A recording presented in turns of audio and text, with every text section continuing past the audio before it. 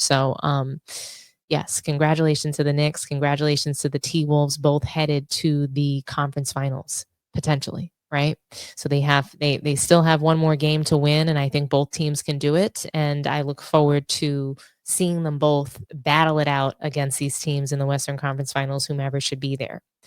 So, the playoffs, I think, are a really great time of year. I think that it's probably the best time of the year for the NBA. It's the most special time for fans. It's a time where we get to see the best teams compete, the best players on the floor, and the best competition, the most physical defense we're going to see. We're going to see players. This is what we see when it matters, right? We see them hitting shots when when their career is on the line, right? And we've seen some of the best playoff moments in history from Michael Jordan, and I look forward to our next topic because Michael Jordan is coming back to the NBA, and he's coming back to the NBA in a big way. Obviously, NBC is taking the contract over again, and that's huge. I miss the NBA on NBC. I think most people do that have any memory of that time. The din, din, din, din, din, din, din, din. Everybody loves that sound. I think it brings back really fond memories, really great series that we've seen, really great basketball, whether it was regular season or postseason. We didn't really differentiate back then. Now today it's like, oh, the best competition is in the playoffs, but Michael Jordan, he's coming back to be a contributor on NBC. And this news was broken just yesterday. That's when I found out about it. And I have to say, I'm just so excited. I think this is great for basketball. I think it's great for NBA fans. I think this solves for some of the nostalgia that we've been looking for. And it's funny because we don't hear anything from Michael Jordan. He's mysterious. He's like this mythical figure that we never see, we never hear from. And all of a sudden, he's popping back into all of our lives and into all of our households to be a contributor for NBC, one of the largest networks in the world. So, it just begs the question, why now? I'm curious, why is now Michael Jordan coming back to the NBA? I get it. NBC, it played a big role in Michael Jordan's career. He's had some of his biggest, best, most famous interviews on NBC. So I can understand why he feels like he wants to be part of it. But at the same time, he's never wanted to be part of the media. He's never wanted to contribute to anything, really. So when we see him, it's like a little gift. I remember not being able to play with Michael Jordan in NBA Live, and just growing up when I was playing my PlayStation and playing basketball in video games. Michael Jordan wasn't available. He's always been this mysterious figure in sports and in basketball in particular. So, for him to come back and contribute to NBC, I think it's a huge deal. It's a big deal. And, I can't help but wonder if Michael Jordan is coming back to say goodbye to LeBron James. Like LeBron James's career should be sunsetting. Is this a sign that LeBron is going to finally retire? That's what I'm hoping. So Michael Jordan left the league. He left the NBA as LeBron was coming in. So he retired in 2002. Finally, that was the final season that he played in the sport. And then LeBron James comes in the fall. And it's been, I guess, 20 plus years of manufacturing, 20 plus years of basketball just going down the tubes, and the NBA ratings completely plummeting and just tanking, right? I mean, sheesh. LeBron James has left the NBA in shambles, and they're trying to build it back up. They're trying to manufacture new stars. They're trying to create, trades that are going to be exciting and sort of just, reignite and rejuvenate NBA fans, right? That's what they're trying to do. So Stephen A. Smith, he was able to sound off on MJ joining NBC as a contributor. I'll play that for you guys now. I'm so excited about this. It's just such an exciting time, I think, for the sport to hear from, the GOAT, the guy that many people believe is the GOAT. I actually don't believe in the greatest of all time. I think it's a ridiculous discussion to have. But if we have to pick, if we have a gun to our head, who is, the greatest of all time? Most people are going to say Michael Jordan. That's what people are still saying to this day, no matter how long, no matter how long LeBron plays, no matter how many records he breaks, they're still saying that it's Michael Jordan. So I think that that's really interesting. And I want to play for you guys the sound from Stephen A. Smith. And here's what he had to say about MJ coming back to NBC as a contributor. Will serve as a special contributor to NBC's upcoming NBA coverage, the network announced. Stephen A. In what capacity? That's what I want to know.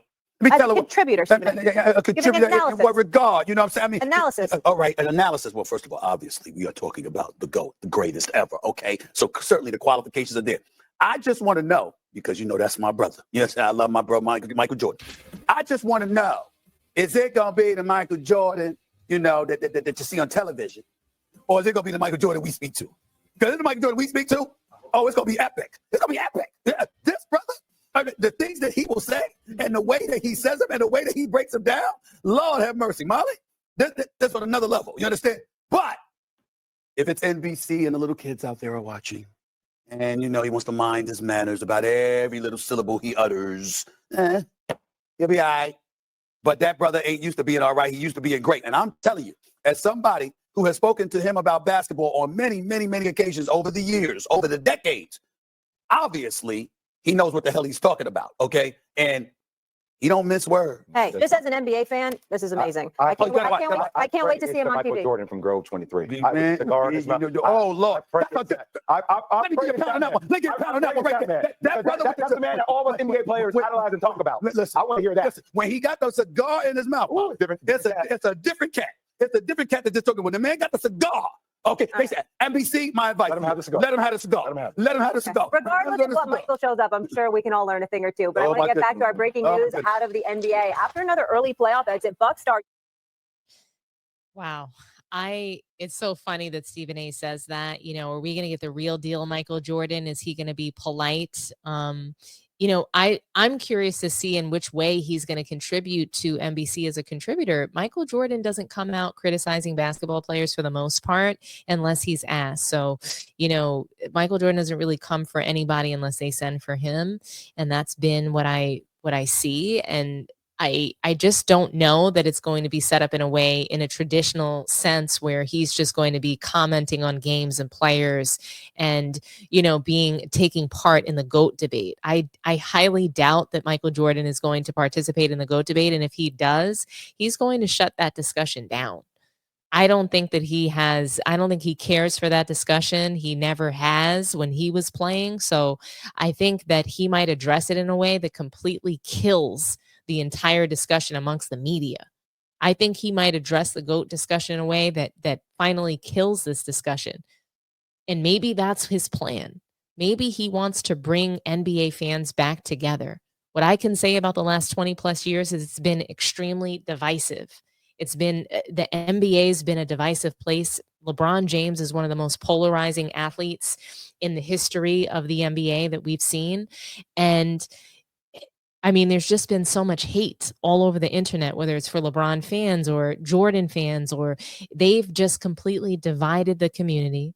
This GOAT debate discussion, when you have a player anointing himself as the greatest of all time, saying that he's better than every other generation that played, saying things like, Wilt Chamberlain was just bigger, stronger, faster. He wasn't actually smart.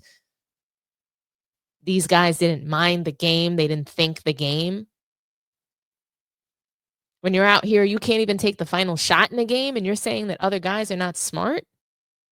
So I think that Michael Jordan is probably coming back to kill these kinds of discussions. And I think it's just going to be things are going to get surgical in a minute. Okay. Clutch Sports, they are clenching their pearls right now. Because do you think that Michael Jordan is going to let people keep lying about the sport? Let them keep lying about the way 90s basketball was played? Let them keep lying about the stars that he played with? I don't think so. So I think Michael Jordan coming back to network television, I think that kills a lot of narratives. I think that it will expose Clutch Sports in a public way that is just going to be so embarrassing. Hopefully, this will force LeBron James Clutch Sports to be much more professional, have a little bit more respect. But I got to tell you, I'm sure that they are clenching their pearls. LeBron fans all over, they don't know what to do with themselves. They're scared that their lies are going to be exposed and that people are going to love Michael Jordan even more. Because that's what happened when he came out with The Last Dance. People love Jordan more. People that didn't even know Michael Jordan and announced, hey, I don't know what I was thinking. He's the GOAT. Everybody stop what they're doing to watch that documentary, not the finals. You have to remember, Jordan's Last Dance drew in more ratings than the NBA finals that year. LeBron James playing in the finals did less views than Michael Jordan's Last Dance, and he hasn't been playing for 30 years.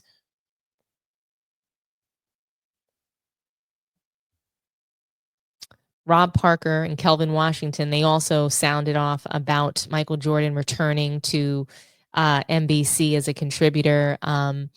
I have to say, and I just want to preface this with, Kelvin Washington is awful. Rob Parker, if you ever listen to this, if you're going to hear it, I really think you need a different co-host. I don't think that Kelvin Washington shouldn't have a voice in sports. I think he just needs his own channel. I think he needs to be solo. I think Rob Parker, you do very well with a co-host. You just need a different one. Kelvin Washington talks over you. And I don't prefer, the chemistry just doesn't feel very good to me. And yes, he's constantly interrupting you, and it really just long soliloquies. And I think that, I don't know, I think they need to shake up on The Odd Couple. But here's what they had to say about MJ coming back to NBC, and we'll react, and then I'll open up the phone lines. Depending on what they have, I'm not so sure how open and honest Jordan's going to be. And the documentary is different. Because remember, him and Charles Barkley fell out over Charles having comments about him. So this is what I'm trying to say is, are we really expecting Michael Jordan to take people to task? Do you know what I mean? Or really that's why you don't put him in that position, because you're right.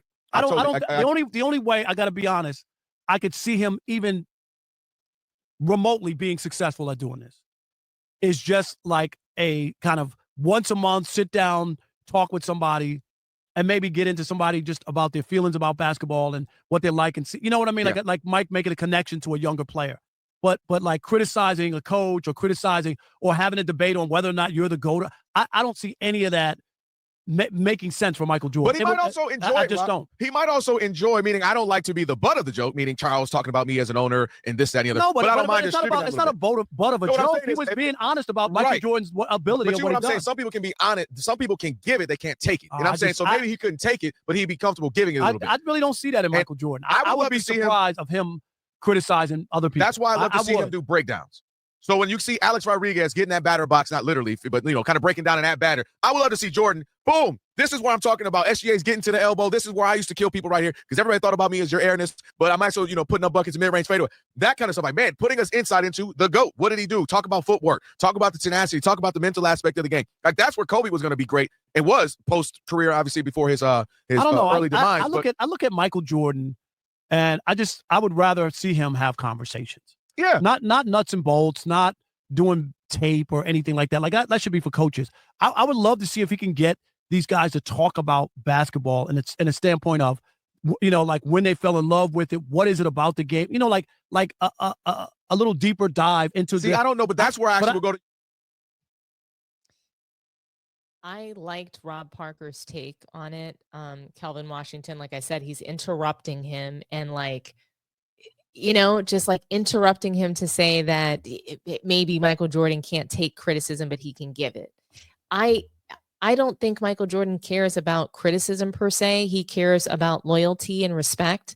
His relationships are probably grounded in trust, loyalty, and respect. And so when Charles Barkley spoke out against him as an owner, he took that personally. They were best friends, or they were really close friends at the very least. And so for his friend to do him like that and to criticize him in that way, I think it's one thing for you to say, you know what, like Michael Jordan, he was a great player. I think that him, transitioning to front office work, he's, it's going to take him some time. There's things that he needs to work on. But what Charles Barkley said, he pretty much said that he was an awful he was an awful owner.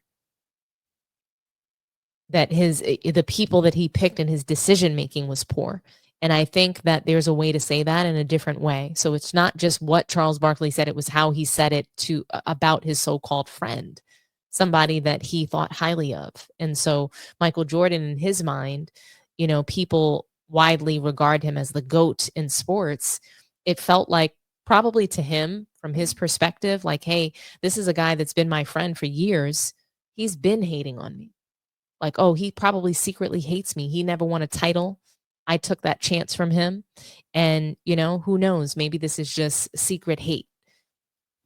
I don't know. And, from Charles Barkley's perspective, he was just being honest and saying, and calling it like he saw it. But again, Michael Jordan just felt like the way he saw it. And to me, the reason why he stopped talking to him is that Charles Barkley needed to have a hot take at his expense. And that's just really what it was. And if you're my friend, you don't need to have hot takes at my expense. And, to me, that's just really the bottom line. But I'm super excited for Michael Jordan to come back to NBC. Anytime Michael Jordan is contributing to anything, I think it's special for us as NBA fans. And, I really do believe Michael Jordan is coming back to say goodbye to the LeBron James era. They want to build the sport back up. The NBA wants to build back up. They want to be a premier sport again. They want to be leading. They want to be leading in the industry, in the sports industry, like the way the NFL is. But they can't capture that with the current cast of players that they have. Michael Jordan, he has inspired players and fans all over the world to win at everything that they do. People use Michael Jordan quotes for, things that they do at work. So the regular everyday 9-to-5 person is posting a Michael Jordan quote. Hey, you miss 100% of the shots you don't take. I tell my team members that all the time. I'm a leader of people, and I use sports analogies to really motivate my team and to drive results. And Michael Jordan, one of those quotes I use Lionel Messi. There's plenty of just super inspirational players and athletes out there that they speak to people, and Michael Jordan is one of those. I mean, Tom Brady, when he was retiring, he had Michael Jordan speak. He had Michael Jordan there, and it doesn't matter what sport you play. Michael Jordan is one of the best athletes that ever lived, period, across all sports. So, much respect. Salute to Michael Jordan for coming back. This is going to be epic.